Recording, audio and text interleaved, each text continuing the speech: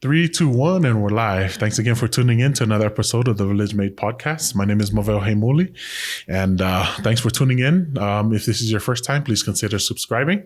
But if you're returning, thanks again for tuning in. Today we have an exciting episode. But before we get into this episode, don't forget to check out our sponsors, C4 Designs and AV Build Utah, in the description box and the link below. But so let's just get into this.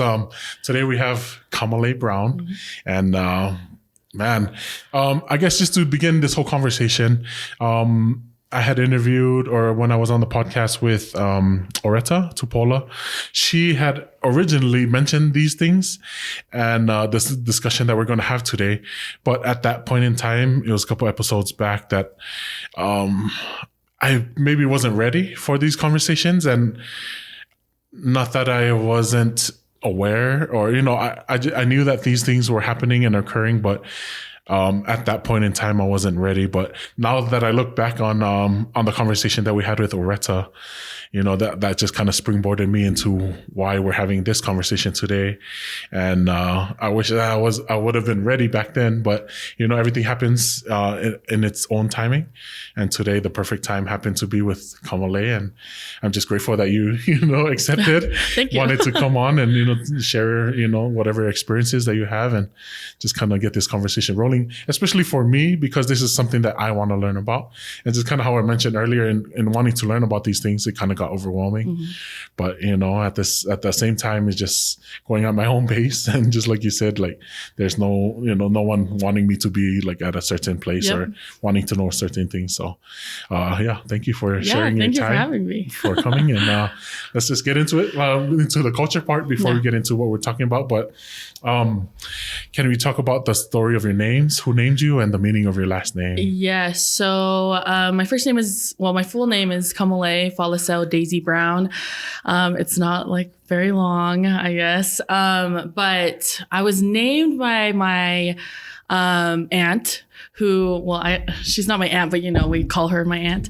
My auntie Sher, she's from Hawaii. Her last name is Kalua. She introduced my parents. She was my mom's roommate and my dad's coworker.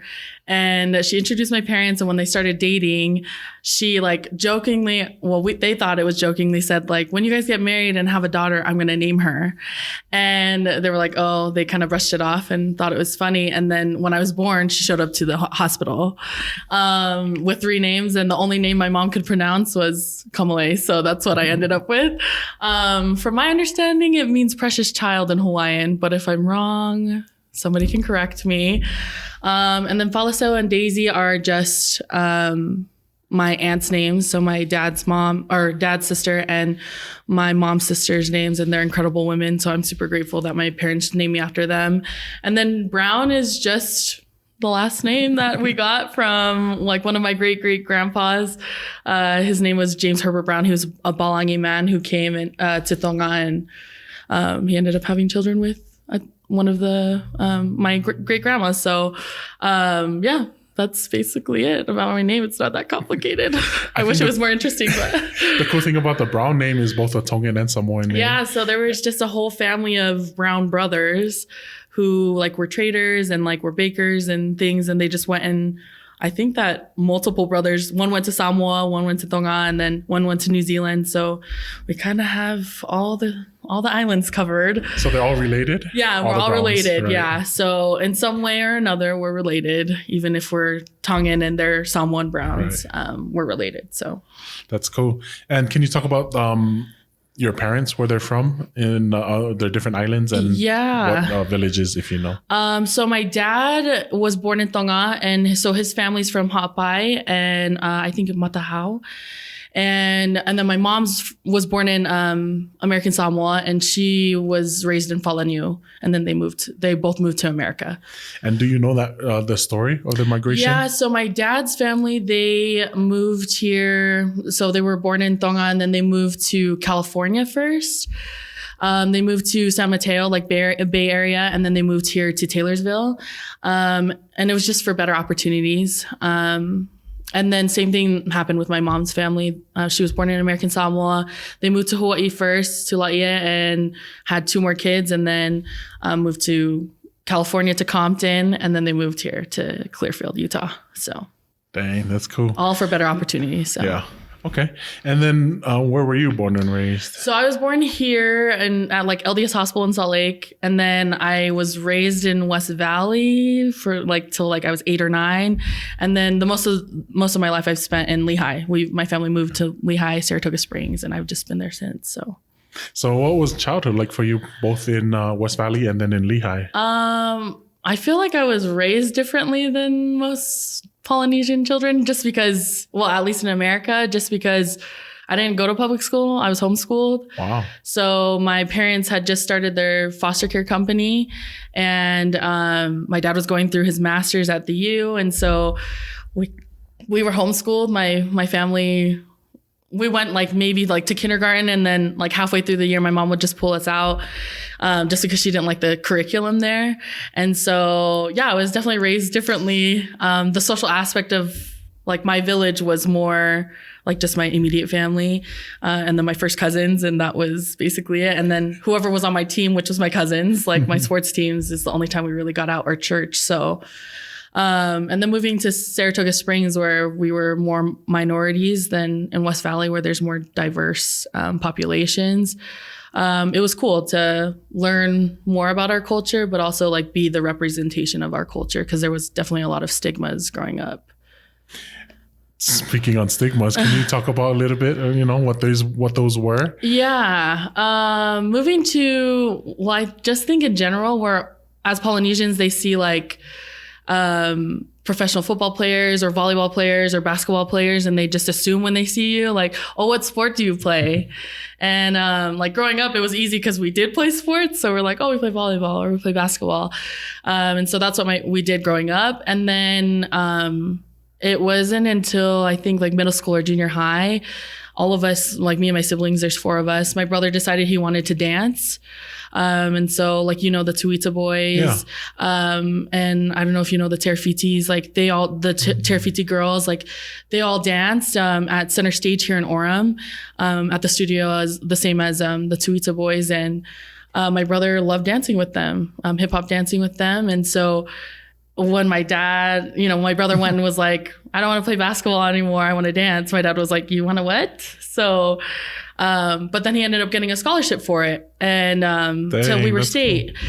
And so it was kind of like, oh wow, like we're more than just our sports and stuff. And same thing with me, like I played sports, and then I realized I didn't want to play sports in college. I wanted to just go to school academically and do something different. And so I ended up getting scholarships that way. And so it was a blessing. So just like the stigma that we're only football players or basketball players or volleyball players, like we're only athletic, right. And where we got a lot from, at least from this side of Utah, a lot of coaches and stuff saying that like the stigma that we're lazy or we're not smart, like we're unintelligent, or we don't know what we're talking about.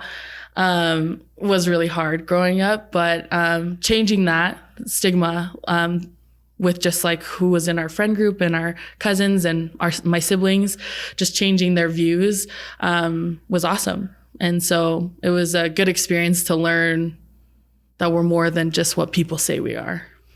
Dang, that's awesome that you get to prove people wrong, and but even prove to ourselves that we're more than what people tell us. Especially with your brother getting a scholarship, you know, and that conversation with your parents might have, opened up their minds as well, right? And my parents are pretty open, I feel like, but that's cool. So I know you mentioned that going to homeschool. Do you feel like you maybe lost out on some opportunities going to like a regular school, or did you feel like that homeschool that it offered you everything that you needed? That's a good question. With homeschool, I'm personally grateful for the opportunity that I had to be homeschooled, just because we like learned to read when we were 3, and wow. my mom was an awesome and still is an awesome teacher. And the reason why I feel like she chose to homeschool us was not necessarily she just didn't like the schools in West Valley. I think that it was more so like she wanted to learn how each of her children learn, so that when we did go to public school, like we were aware of how we best learn. And so like my brother is like kinesthetic or a hands-on learner, and he's a visual learner. That's why dance comes to him so easily. And so like with more of the like woodwork or dance company, like any of the physical classes that are hands-on and he can see it, he always was successful in those. And then for me and my sister were audio visual or like audio, like we see things, or visual, like we hear things, whatever. And so like lectures are easy for me. People can just lecture me all day and I'll learn, and it's great. But it wouldn't work that way with my other siblings. And so it really helped us, I think, that homeschool, learning how we learned, and then teaching us how we can adjust our learning to however we were being taught, definitely helped us excel, I feel like.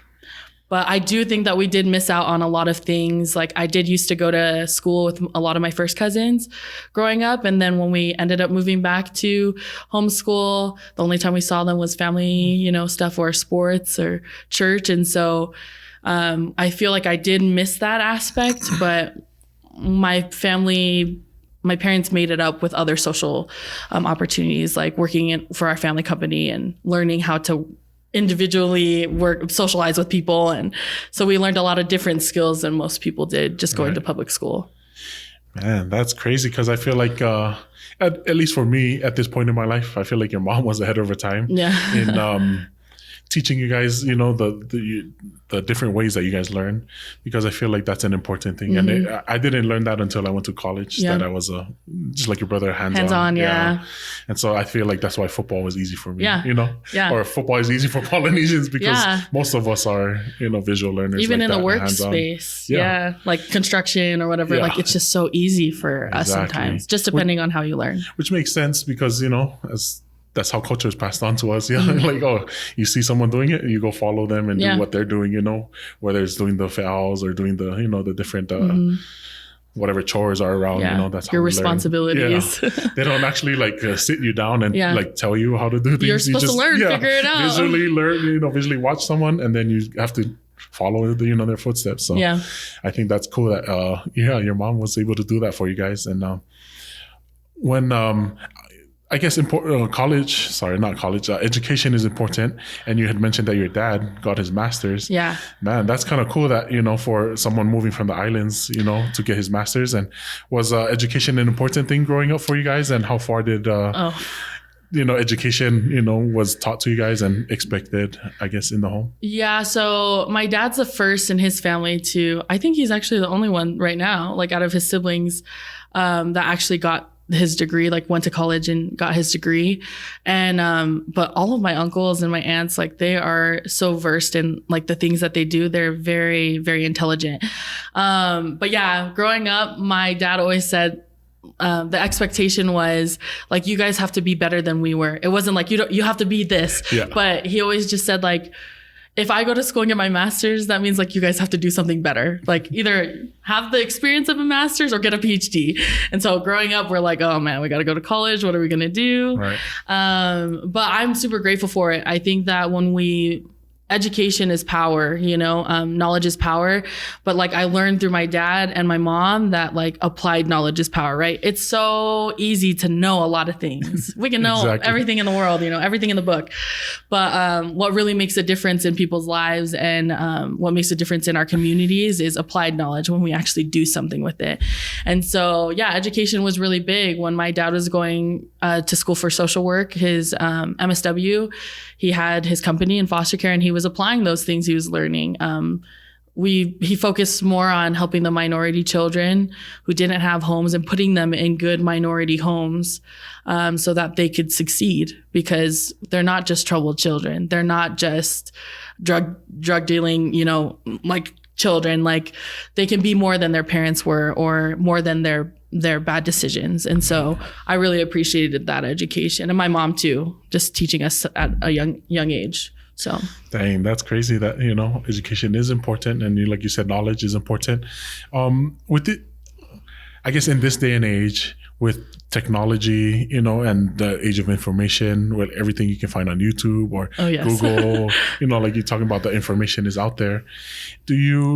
How do you feel about the education system now? Do you feel like it's important to get a degree, or is the value of a degree, decreasing just because it's, and then just like you said, applied knowledge is probably, some people are saying that it's better to have knowledge, or they're hiring more about knowledge-based people than actually like a degree-based, and right. So I don't know if that makes sense of a question. Yeah, it definitely makes sense. I think that depending on what you want to do in life and what you're passionate about and what your purpose is, like there is a route everywhere. And I think that like with our generations where it's like school is the only way, this is how you're going to get successful. I think that we're definitely breaking that stigma of like you have to go to school to be successful. I think that education is very important in any aspect, whether it's going to school or learning your trade, or being whatever you're passionate about, like do it and do it well, and become the best at that. And so yeah, I don't think that you necessarily have to go to school to be successful, because if you believe in yourself, you can do whatever you possibly could think of. But I think that education is very valuable, and learning that just the concept of just always learning, that's important. I don't think it has to be in a classroom, but always opening our minds to learning is definitely important.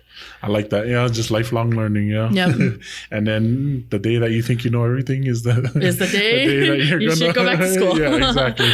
So, just kind of touching base on the culture aspect of, what were some of maybe the customs or traditions that were taught in the home when you were younger and growing up? Yeah, I think that a lot of people on the podcast have said it. Respect and family are super important. Family's number one.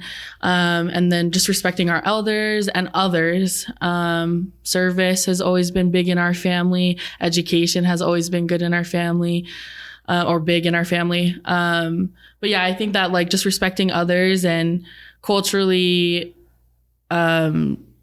just supporting everybody in your own village and your own family, being there for them was really taught. Like really, there was a big emphasis on that. Dang, that's awesome. And it takes a village to raise a child.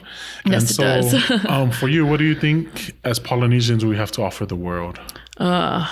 What can we not offer the world as Polynesians? I think that just because where we come from and who we are, I feel like it's built in that we love people really well, and we serve people really well.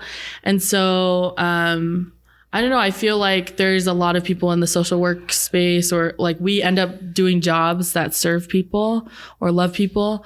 And we also, I don't know, there's just so many things we can offer. But I think the biggest thing right now, especially through like this time, is just kindness, and service, and just like genuine love. Because I feel like in the world right now, there's a lot of hate, and there's a lot of judgment, and there's a lot of division. And so I think that with the importance of family and respect and love and service in our communities, that's something that we can give to the world that, maybe not a lot of people have right now, is just those aspects. Yeah. And, love it's been said, love. And so we love hard, but we also hate hard. Yeah. This is very true. But on the opposite end of that, what do we have to unlearn as Polynesians? There's a lot of things. And I think this can lead us into our next topic. Yeah, it'll definitely lead into our next topic. I think that one thing that we can unlearn, along with the things we're going to talk about, is that it's okay to not be okay, and it's okay to ask for help. I think those are like the biggest things that when Polynesians come to me and talk to me about mental health and like getting help, or healing, or sharing their story on my blog, it always has something to do with like them having to learn it's okay to not be okay all the time, and it's okay to ask for help, because they grew up not being able to feel that way. Yeah.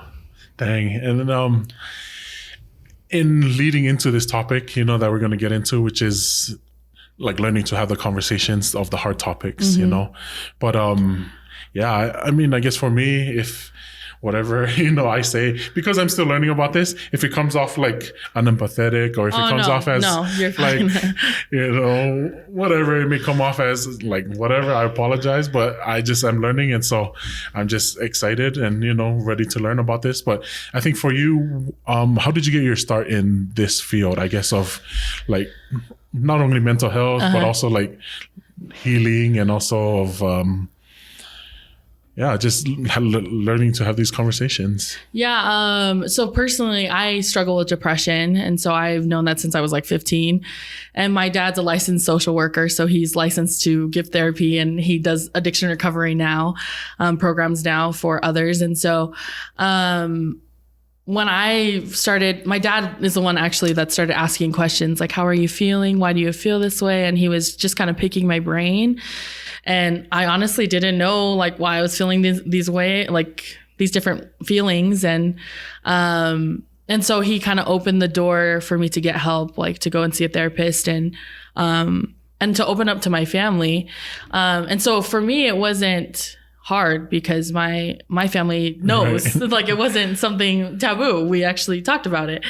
And, but I guess in our community, growing up, my friends didn't understand what I was feeling or how I was trying to express myself. And they would say, the things of like, oh, like you're going to therapy, like, isn't that for Palangi people? Or like, are you like, hallucinating, like, because they didn't understand. Yeah. And that's okay. When people don't understand, like, they say things and sometimes they're hurtful, but it's just because they don't understand. And so that was the first thing, is just my personal experience with mental health and how I learned how to cope and learned my triggers, and learned how to open up more about it, not just to my family, but to my friends and to my community. And so, it led to me learning about healing, how I had a lot of thinking errors where, it's like an all or nothing mentality, where it's like, if they don't support me in this, then they don't support me in anything, or like all those kinds of thinking errors that mental health does bring upon people. I had to learn about those things. And so once I learned about those things and went through my lived experiences, I was more willing to and open to help other people through their journey with mental health, or through abuse, or through their addictions, whatever it was. I was in a place that I could resonate more and understand and be willing to listen than just judge. So, right. And when did you like take that leap of faith to be willing to help others? Or was it something that you just kind of like, people came to you because they knew you had it? Or was it you putting yourself out there to be like, hey, I'm willing to help you? I think that it was kind of both. Actually, I don't think I actually opened up about my depression until like my mission and after my mission. Because like before, I'm just like people's person to go to vent, to like ask for advice. I don't know why. Maybe I have it on like my forehead or something, like, come ask me for help. But I just love to listen to people and just be there for people. And so even though I don't have all of the answers, people would usually come to me to ask for advice. And so I just have like the tendency to serve people and to listen to people for like where they're at, instead of like where I feel like they should be.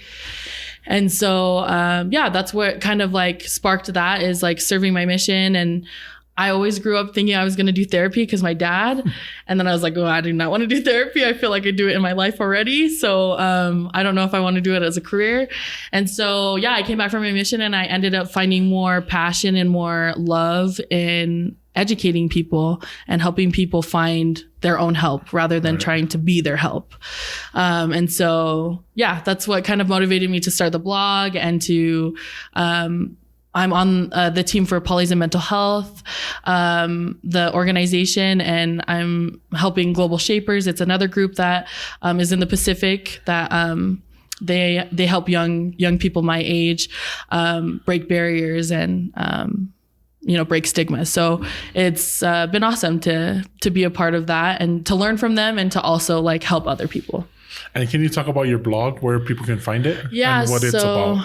Elevating Pacifica came honestly from school. I was actually writing a blog for my developmental psychology class. And so it was actually our final, and my professor was like, you can either write a 10-page essay about generational toxicity and like how to break it, or you can create a blog and it's going to be an ongoing thing. And so at first I just wrote the paper. I was like, I'm not dealing with this. I don't want anybody to see my stuff. And then it ended up like I got the courage to write a blog just because I felt like there was more purpose in sharing people's stories. And even like letting them be anonymous if they wanted to be anonymous. And so, yeah, Elevating Pacifica came from like, just like what I've learned from my family, especially from my parents, of breaking like generational toxicity. Not even in our family, just what we've learned overall through the years. And so like just the motto is just, embracing our roots, educating our youth, and elevating our people. And so that's basically what the blog is about. It's sharing our community stories about how we can overcome this toxicity in our communities, and sharing the healing stories, that it is possible to heal from these things, and it is possible to break the chains of that toxicity. So it's been awesome to learn. And so your podcast actually inspired my first blog post, where you always say like, it takes a village to raise a child. That's what I named my first blog post, was It Takes a Village. And I shared my friend Los's story about sexual abuse. Yeah. And it took a lot of courage for her to talk about it, just because her family actually disowned her from sharing her story. Wow. When I originally wrote, because you had to write the paper first of like what you're pitching for your blog. And I was like, I don't know if anybody's gonna like this, but we're gonna put it out there and we're gonna see. And so, yeah, I wrote the paper about her story, and I asked her like, can I do it? We, filled out, paperwork so everybody knows I have permission to share her story. And so she shared her story about when she was young, she was sexually abused by her uncle who lived with her. And just her story of healing. One, how her dad didn't believe her when she told him. And even her like cousins, like they've been sexually abused by their own father, and they didn't want to talk about it. It was swept under the rug. And it took her mom, like her mom was really courageous, like her telling her mom, and it ended with her mom. She opened up about it and told her that she was, raped by her uncle. And that day she was like, well, we are not going back to that house ever again, because we're not dealing with that kind of toxicity. And so she ended up growing up the rest of her, at least high school life, like middle school, high school life, in her aunt's house. And it really helped her heal from those toxic traits, that it's okay to sweep those things under the rug, and it's okay to hurt our family members, and it's not. And so I learned a lot from Lose, and even Josh from last week sharing his story about domestic violence. And there's just so many different things we can learn about the toxicity and how we can actually heal from our past experiences or our ancestors' past traumas. Man, I guess just for me, or because I read that post, we had I sent it over, and so I was reading it, and man, that story was kind of crazy to me, that even her own dad, wouldn't believe her. And he says, like, we don't say that about family. Like, don't say that again. And that hurt. Like, that hurt. And I'm just writing it, I'm just reading it. And that hurts to be told that. And I think for me, it's just so backwards, the thinking, that.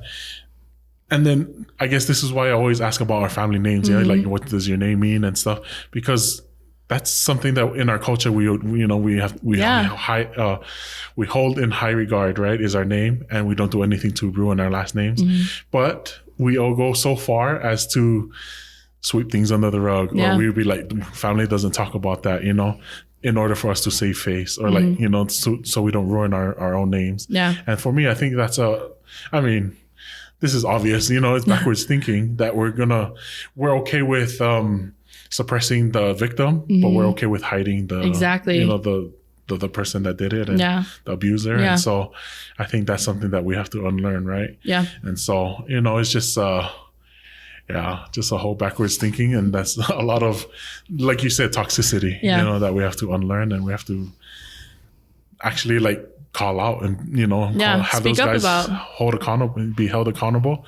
And I feel like, or at least for me, I'm not sure, this is just my personal thoughts, and there's nothing based on it, but I feel like once these people are held accountable, then the healing can begin for at least the victims, and being at least confronting that person, or talking to them. I don't know, but that's kind of like what I was thinking with that. Yeah, I think that especially with Los's story, it's been about I've known her for like 6 years now, and she told me like 6 years ago, like when I first met her, she shared that story with me and her experiences and how she's like, I haven't gotten help, like, but I don't know what to do now because like I can't move on with my life because of this. And so it was like in writing that post, I realized like how we always say family over everything, right? And I'm like, oh yeah, everybody rides for their family, right? They ride for their family till they die. And I commend people who ride for their family. Like the loyalty there is beautiful.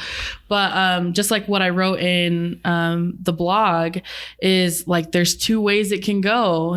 People who ride for their family and they say family over everything, and they cultivate villages of healing and positivity and optimism and strength. And then you have also the other end where people say family over everything, that it's so important to them to protect their family, that they only protect what they want, though. They will protect the abuser and to save face. And so I think that's that the healing comes when we address it, talking about these topics and opening up about these topics help us overcome them. And I think this is, I don't know whether the answer is going to be like a professional, like from experience, or if it's the answer is going to be just your personal. But I guess the question for me is, do you think it's a culture, or do you think it's maybe just personal, personality maybe? Why do you think these conversations are taboo in Polynesian settings of sexual abuse, of even just sex in general, or even, domestic violence? What are your thoughts on that? Yeah, I think that a lot of things, I think it could be both. I think that because in my situation with family, it's completely different because my parents are very open to talk about these things. But that's because they were raised differently. My grandparents, even though they're pretty traditional, they still didn't approve of those things. And so they were like, well, we love our culture, but we're not going to teach our children that part of our culture because that's not our culture. And so my parents raised us. I'm a member of the Church of Jesus Christ of Latter-day Saints. And so they always told us like the gospel is our culture first. Nice. And then Tongan and Samoan or Polynesian culture comes after. And so like, that's why we were raised differently. But I think that in like regards to your question, I feel like it is a culture thing. Back in the islands, people don't want to talk about their feelings. They don't want to address that maybe hitting their kids is not the best way to teach them. They don't want to address that somebody close to them can be sexually abusing their children.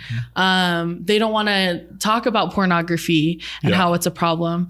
They don't want to talk about those things. And so I always like use the like, I feel like it's just, it may be culture, but we're in America now and we have the resources. But I think that it's our cultural like thought, like how our upbringing that like, oh, if we're like betraying our culture or betraying our people or our family if we speak about these things. And that's incorrect. Really, we can set our people free and elevate our people by educating them and helping them heal. So yeah, I think that's it. Yeah. And another thing, I don't know, maybe that now that I'm thinking of it, maybe the church has something to do with it as well. Yep. Like, I don't know.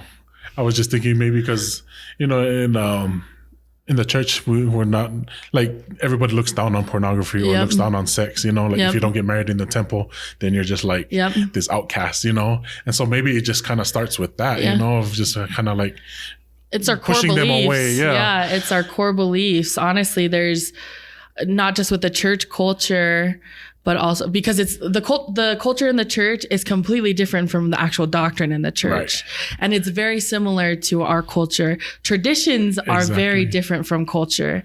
And so just because I think that the biggest thing is we always want to make it seem like we've got it together.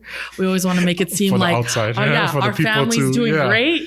And that's the misconception. And that's why I said like we need to unlearn like it's okay to not be okay. It's okay to ask for help. And so I think that the biggest problem in all of it is just the false expectations. The false expectation we need to be perfect. Yeah. The false expectation that our family has to look a certain way or act a certain way or make a certain amount of money to be successful.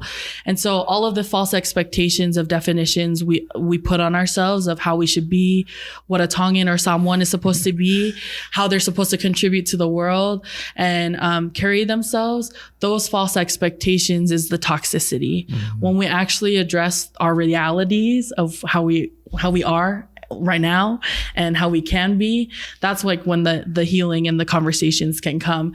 The only reason why it's not talked about is because that expectation of it's going to ruin my reputation. Yeah. Dang, that's deep, you know, that it actually is. You're not thinking about yourself, right? Yeah. You're thinking about your family, thinking about my name. The name. My last name, exactly. And then, you know, you have your grandparents like, don't do anything stupid or don't do anything that'll ruin the name, you know, but at the same time, you got to do what's best for you, which is healing yourself. And then in turn, you can heal, you know, help heal others. Also even just bring the conversation around. And then for me, I know it affects both male and females, but on the sexual side, you usually, you know, I'm not saying that it's 100%, but usually it's females that are affected by this. Yeah. And they're the victims, right? Mm-hmm. And so it just kind of, at least for me, hurts to see Polynesian women being the victims and then having to be so strong to carry on, you know, and it's just their own uncle and their own families or, you know, their own, whatever it is, someone in the family member. But that statistic is really high. Like they say that I believe it's like 1 in 6 women. Like in your friend group, if you just have a friend group of six of you, 6 girls, 1 of you is most likely to be sexually abused. And the likelihood of it being a family member or someone close to you is also very high. Yeah.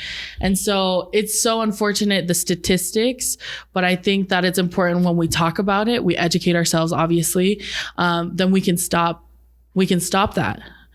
We can be the ones that doesn't allow, if our kids or our friends or our family, our siblings don't want to go and kiss somebody in the family, then they don't want to go kiss them. Right. To say, you know, hello. You have to, right? If they don't want to go because all the cousins are going somewhere, and they're not comfortable, don't make them. It's really like, you got to step out and be the one that maybe sometimes standing alone, but you can save people's lives by being different, one, and standing up for how you feel. If you're uncomfortable, or if your family's uncomfortable, don't force them to do things that they don't want to do. Yeah. So. Dang, you know, and then now I guess switching to the male side, at least for me, and just something that I want to, not that I want to unlearn or, sorry, I don't know what I'm saying, but with this, it's just like, for me, learning how to communicate as a male. Because I just posted this week about,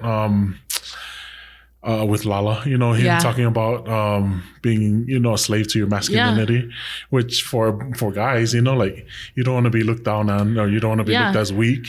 You don't want to, and at least for me, or like in those situations, all I want to say is like, oh, I don't feel like doing this today. Or, you know what I mean? Like, oh, I don't feel strong enough, or I don't feel like I'm, you know, good enough to do this, or, you know, just whatever your reasoning is. But at the same time, you got to save, you know, face, because like, oh no, all the boys are going, everybody's showing up. Yeah. So I got to go too, or I got to do, pull up. Know? And so, I think for me, it's just learning how to communicate and just telling people how you really feel, you know, as males. I don't know, for you, do you have any any like advice on that for, or any experiences, with communication, the communication side of things? So I have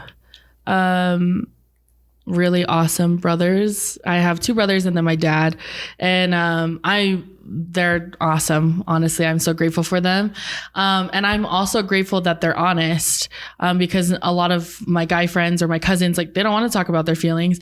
So I appreciate that, like, when my brothers are going through a hard time, or if my dad is like wondering how we're feeling, or he feels a certain way about a situation, they're not scared to talk about it.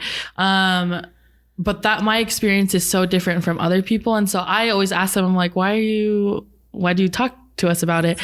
And kind of like what I talked about in my last blog post about men and mental health, both Kaipo and Josh share their stories with depression and how it led them to either suicidal ideation, like suicidal thoughts, or actually attempting. And just how the suppressing of our feelings from the community and from our boys and from our parents really actually drove them further away. And so I always like talk about it in regards to like a physical, I guess, like injury. So like if you break your ankle, like, you're going to go get help, right? You're going to go get it fixed, because the longer you walk around it, 1, it hurts, it gets worse. 2, it's harder to heal. And so it's very similar to how we feel and how men feel. They feel like they need to be strong. They feel like they need to just suck it up or get over it, because that's not manly of you to feel a certain type of way. And so if we have a physical wound, we're going to go get help. And that's the same thing with our mental traumas, is if we're hurting, we are feeling a certain type of way about life, or we're feeling depressed, or we're feeling anxious, then we need to go get help. And like, people always like to, in our community, like to say, like, if we're surrounded by darkness, like the best ways are like around it or under it. Like, like we try to beat around the bush, or, try different alternatives, but like the best way out of the darkness is through it. And so like for men, like I just encourage, especially our Polynesian men, to know, like, 1, you're not alone. It's okay to be vulnerable. There's strength in vulnerability. It's when you don't talk about the hard things that really you hurt yourself more. And so allowing people to come into your space, into your dark spaces, allowing them to feel with you and understand, and maybe not even understand, but just be with you, will help you overcome those feelings of inadequacy and that you can't share. And so, just like being willing to open up, having an open heart, and just being vulnerable. Because what do you have to lose, really? Right. Like, if you tell somebody how you feel, especially all my cousins, like, or all my friends, like, if you feel like you're ashamed, like it's to talk about your feelings, right. Like, what do you have to lose, like, about talking about your feelings? If those people don't accept you for talking about your feelings, then you're not around the right people. Go find other people. Exactly. So, like, the people who really love you will be there for you, regardless of what the circumstance is, and they'll listen to you and help you get help. And so finding those spaces, like, and for us as women and family members, like, we need to create the safe space. Like, we shouldn't be like, you guys just go talk about your guys' feelings. Like, we can't be like that. Like, we need to be like, hey, how are you doing really? What are you going through that I don't see? Right. Like, how are you currently feeling, and why are you doing these things? Instead of just be like, suck it up. Like, why are you feeling like that? Like, so asking the deeper questions and actually caring about people, and listening to them will make a big difference. Dang, that's awesome. And for, in learning to talk about your feelings to other people, it just might turn the conversation around, or it just might open them up as well. And so it can create, or foster a relationship, or like even a bond of even more people being open to these conversations, instead of having these conversations and people shutting you down, or, not being empathetic to you. And then that's how you, like you said, you're in the wrong crowd. Yeah. But also in learning about communication, for myself, just like, it'll help your relationships in general, right? Yeah. Learning, how to communicate with your wife or your husband. Anybody. And also, learning to communicate with, your friends, your family. And so in learning that, learning how to communicate, I feel like it opens up, a lot more doors, and it creates better bonds for, for these people. And I guess with the story of, how you went through your depression. So for people on the outside, who don't know what you're going through, how can we be more empathetic to those who are going through it? Or what are some things that we should be asking or saying? And what are some things that we shouldn't be saying or shouldn't be asking? So personally, I'm so grateful I have good friends. And they don't understand. That's the great thing, is we're all learning. Right. And so me being the one that has depression, you first have to understand people can't read your mind. So that's the first thing and that's not just if you have mental health issues. Like, that's just in general. We can't just assume that somebody can read our mind. And so we got to tell them, show them and tell them. And so, with my family and my friends, like if they're ever asking questions about depression, just take the time to be with them and be there and listen. Not listen to answer, but listen to understand and love.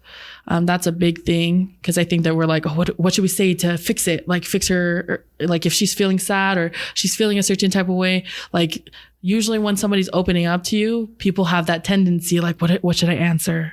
Like what's the right thing to say? Right. And there's really not. There's no right. There's not right right answer, And so for family members or friends, in my experience, just being there for them physically and emotionally, just being there and like, I'm here for you. Like that's nice. We love that, but be there, like be present in the situation. So if they're struggling with depression, if they're struggling with anxiety, sexual abuse, like you can't fix their problem. We know that. And that's one thing, is like, you can't fix us because we're not broken. That's one thing. Nobody's broken. And so you can't say anything perfect that will change that, but you can be there for them and intently listen to them. And then just some of the things to stay away from. A lot of times growing up, we have people that say like, just get over it. Or the biggest thing, like one of my biggest pet peeves is when people say like, if you would just serve more or go into, if you just had more faith. I was like, oh, I think I have all the faith in the world, fam. Like, I don't think that's, changing anything. And so just avoiding those, knowing the difference between empathy and sympathy. So like empathy is being with people and feeling with people. And sympathy is just like addressing the problem, but not actually helping the problem. And so an example is if somebody comes and tells you like, I don't know, like, oh, like I'm hurting, like I broke this, and like I broke my ankle, and then they're like, well, at least you didn't break your other foot. That's the sympathetic, like at least you still have a foot, and so like people brush stuff off that way, and that hurts people who struggle with mental health. Instead of saying like, well, at least you're still alive, like all of those things, it's a jab to them. There's bigger problems than what you're dealing with right now. People in Africa, or, people in third world countries. And so we tend to joke about those things as Polynesians. So instead of saying those things, being more empathetic and being there. So like, I don't understand like how much it hurts. Like, I really don't understand, but like, I'm here for you. And like, I'll be here for you if you need help. Like, I'm here. And so just showing up for your family, showing up for your friends, showing up for those people, like emotionally and physically, will help and make a big difference than just like why don't you just get over it? Or at least you're blessed. Why do you feel this way? First world problems. Yeah. But I think just going back to what you just mentioned it, and I thought about it, when you're talking about, sometimes as people, or when we respond, we respond like, oh, I understand. Mm-hmm. Like, there's no way you understand what I'm going through, because it's, it's a personal, it's a one-on-one thing. It's not like because you went through the same thing or supposedly the same kind of thing, but it's not It's not same the same circumstances, or it's not the same, and so just learning how not to say that maybe, or, Well, and I think it's okay to share experiences. I think that sometimes we just share them in the wrong way. Like when somebody comes to you, when somebody comes to you and is like, oh, I was just cheated on by my spouse, and then they're just like looking for love. They're not looking for an answer. They're just looking for love. And so, and then the person's like, oh, I remember this one time I went through the same thing, but you got it, girl. Like, or you got it, sis. And so like, sometimes it makes a person feel worse about it. They're just like, okay, like I'll get through it. And so just stopping, pausing for a second and just allowing them to feel like, I'm so sorry that happened to you. Like, how are you feeling and how can I help? Just like being there and understanding that, one, you can't always fix their problems, but you can be there so that when they are going to work through them, that they have a support system. Instead of just saying like, oh, you'll get over it. Trust me. Just being there and expressing that like they will get through it, but we'll get through it together. And that's what the village does, is when it raises a child, it cultivates the village of comfort, and it cultivates a village of healing, that they don't have to do it alone. We can do it together. Instead of like, oh, we don't do those things. We don't talk about those things. We unify ourselves and we help each other through the struggle. Yeah. And, with the village mentality also, we come together for every other thing. Might as well come together for this, and it's something I feel like that is becoming more common. And this is something that I was thinking about, that our parents moving from, the islands, they didn't address these things because they were just in survival mode. Yeah. Learning a new language, learning a new culture, just trying to put food on the table, with the kids that they had. And so for us in our generation, I feel like we have now it's a luxury for us, to address and to heal these we don't traumas. Have to do, we're not in survival mode. Yeah. We have that opportunity. We have clothes on our back. Yeah. We have food on the table, we have an abundance.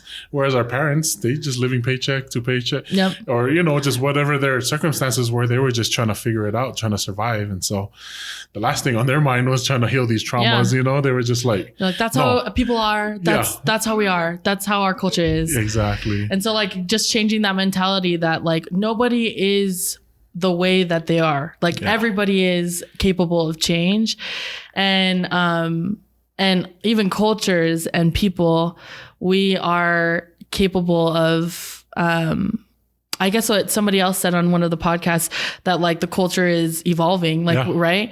We are always like progressing. And so, like addressing that, like we're not just this, we're just not this way. We can change the way that we are seen and how we act and teach our children. Yeah. And then I think for us, the main goal for Polynesians at this point, being like one or two generations in, is like trying to be the best selves, our best selves, and trying to make use of those opportunities our grandparents gave us. And so I think for us to like all elevate to that level, we need to heal. Yeah. Or, we need to unlearn and then relearn some of these things. And so as we continue to, like you say, culture is evolving, and as we continue to like pick and choose the different parts of the culture that we evolve with, it's just something that hopefully we evolve with. Yeah, the good, them. Yeah. And so like with healing, with sharing people's stories and my personal healing, and everyone, I guess, everyone in our community is trying to heal, and I love it. But I think that the first thing that we have to do in order to heal is address the problem. When we neglect what's actually happened in the past and we don't actually talk about it and we don't actually address it, it never gets fixed. It's like that open wound, right? It's never going to heal if we don't actually talk about it head on, if we don't actually address it. And so, that's the first thing. Like when we, in our communities, having these conversations are so important. And I know that it's hard to have the conversation or even know how to start it, because that's the hard thing. With the older generation, because they're unwilling, or, maybe they're just not as open to having it. Or they don't understand. They're like, that's how we were. I don't know why you guys complaining about it. And so, just like addressing those things. If you have sexual abuse in your family and it's been passed down, for those survivors, the abuse, like it's always the abuser's fault. It is never your fault. Yeah, exactly. And same thing with domestic violence. It is always the abuser's fault. And, but we have that twisted thinking, like, what did I do to have this happen to me? Why me? Why me? And so you ask those questions, and sometimes us as family members are like, why did that happen to them? And there's honestly no answer. We can't answer that. We don't know. We're not that person, but we can answer, what are we going to do about it? So if this has happened to us now, like people were sexually abused, people were, beat, or like there was addiction in the family, like what are we going to do about it now that we know about it? Yeah. And so, first starting with that, and then making the conscious decision as individuals, as families, and as the culture, as a village, that like the healing starts now. Just like Los's mom was like, we ain't going back to that house. Like it starts with us. We have to heal ourselves first before we can help other people heal. And so if you're going through it like the rest of us, finding our healing, start with yourself. Why do you feel a certain way towards these cultural things, and why do they hurt you? And if they do hurt you, is there people that are associated with that hurt? And then cultivate those relationships of healing with them first, and then it'll kind of domino effect towards how you treat other people and your children and your community. And that just like you said, it starts with you, or learning to start with yourself, and then trying to help those around you. But just from all this, I just hope and pray for healing for everyone, especially for our Polynesian people, our Polynesian women, because they're the ones that are going to continue to perpetuate our culture and put, the language, or the ourselves, as a people, because we can't do it as men alone, And so I feel like, man, it's just spot on. And I'm just grateful that we had this conversation. Yeah. And I'm grateful that we have this not only to share, for me to hear your story and hear these conversations, but also to share it. Mm-hmm. And I feel like others will, be able to learn from it as well, and, start and begin the healing in their own. And so I appreciate, you coming on, and I appreciate the time. And there's just a few questions, just to get to know you a little bit more. But what takes up too much of your time? Social media, for sure. What do you wish you knew more about? I guess about like my culture, in the sense of like all my ancestors. Like I do family history work and stuff, but I would love to learn more about like why these things were implemented in our lives. So, what or who inspires you? So many people inspire me, but my dad definitely inspires me. He's like goals in the mental health space for me, at least. But just like who he is, he's very soft spoken, and a lot of the change that he does for others comes in his actions.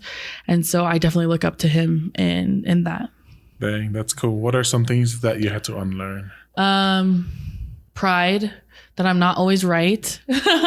And also unlearning that it's okay to ask for help, and it's okay to not be okay. Yeah. What's your favorite book? Oh, I love any books. I love books that make you think. So I love church books, but also like any psychology book, anything that just talks about the brain and behaviors. And if you could spend the day with anyone, or someone dead or alive, just to pick their brains, I would probably spend time with my dad's parents, because they actually passed away the year I was born. So that's why I don't speak Tongan. I don't know much about my Tongan culture. So I would love to learn from them. What's special about the place you grew up? Utah and Lehigh and West Valley. Just the people. I think that I am the way that I am because of who was in my life. And so I'm super grateful for that. My village was detrimental to who I am. So product of your village. Yes. Right? What have you only recently formed an opinion about? Oh, that's a good question. Politics, I guess. I didn't really care for them before. Now, right? I didn't really care for it before, but just learning more about who I'm voting for and what they stand for, and if I actually agree, I've definitely formed more of an opinion about that. What's the luckiest thing that's happened to you? I feel like I'm a lucky person. I'm like the person that like wins the giveaways and like gets free food when I go to places, or people are very nice to me. But I think that I definitely lucked out with my family and my friends. I'll give up whatever giveaway I win for to keep them around. So what song would guarantee to make you dance? Any oldies like Get Down on It or something like that. Yeah. What are you most looking forward to in the next 10 years? Next 10 years, just cultivating a village of healing and seeing our Pacific people elevate themselves. I think that's the biggest thing. And then just my family, seeing them grow and succeed. And what could you give a 40-minute presentation on with no preparation? Mental health or the gospel. What hobby would you get into if time and money weren't an issue? Good question. I know something probably like cooking, like really good food or something, because I'm pretty basic in my food choices. When people come to you for help, what do they usually need help with? Life. So yeah, usually mental health lately. As of lately, it's been mental health or getting resources to get help for mental health. What is something you think everyone should do at least once in their life? See a therapist. I think that everybody at least once in their life should go to do therapy, just because like you learn why you do things. You learn a lot about yourself, and it actually brings out a lot of trauma and helps you learn from it and heal from it. Which of your scars has the best story behind it? I only have like one scar. I feel like it's on my foot, and it's like actually a really dumb story, but I was like little, and you know those hedge clippers, they're pretty big, and we were in West Valley, and we had like a sliding door, and I went outside, and I was like clipping the little bushes because I was trying to help my dad while he was like mowing the lawn, and my brother came and scared me, and I dropped them on my foot, and it cut my foot open. Oh, dang. And so, yep, that's what happened. That's what my scar is from. What helps you live in the moment? Just the reminder that tomorrow is never promised. If you could give back to your village, how or what would you do? I would do something. I know that my family wants to go back and give to our actual villages in like Tongan and Samoan. We want to do more like mental health workshops, and then I have cousins that are like dentists and optometrists, and so everybody just wants to make it a huge humanitarian thing. But right now in my current village, I think just helping people understand like mental health and educating them on that, and then also providing them help. Man, yeah. Well, that's all the questions I got. But again, thank you for your time, and I guess for everyone who is tuning in, where can they find you? You're on social medias, or they try to reach out to you? On Instagram, you can find me at KFDB. KFD Brown 21 on Instagram. Facebook, it's just Kamalei Brown. Also on Polys and Mental Health, the page on Instagram. Okay. There's about 4 of us that are on the team, and we manage that page. But Ray is awesome. If you message us, one of us will answer. And what are the services that they provide? So Polys and Mental Health, it's all about awareness, right? Okay. So mental health awareness, educating our Pacifica people, and then providing the resources. So if you come to us, message us and say you're struggling with suicidal thoughts or depression or whatever, and you want help, we'll give you options of Pacific Islanders in your area who can help you, who like therapists, professionals. And awesome. Then also we can talk through anything or find support groups within your area. And then, Elevating Pacifica is on Blogspot or blogger.com, but it's all in the link in my bio and stuff. So if you want to share your story, you can always come. Just reach out to you. Yeah. So there's a lot of upcoming topics that we're addressing. So pornography is the next one. Mm-hmm. We're talking about interracial relationships, LGBTQ in our Polynesian community and the stigmas in that, women in mental health, and then a couple other things like domestic violence, sexual abuse, more of those stories so that we can help other people heal. And then if you want to read any of the previous ones that we've already talked about, we've talked about infertility and motherhood. So like which is more at least for me, at least from what I see is becoming more common, right? Yeah. The infertility. And so infertility was a big one. That was like probably one of the most popular blogs, the stories that were told for that. So yeah, infertility, we've talked about already. Sexual abuse, we addressed in the first one. Grief, we've talked about dealing with grief, like losing a loved one. And that's big in our community, you know, losing our family. And then just recently, men and mental health.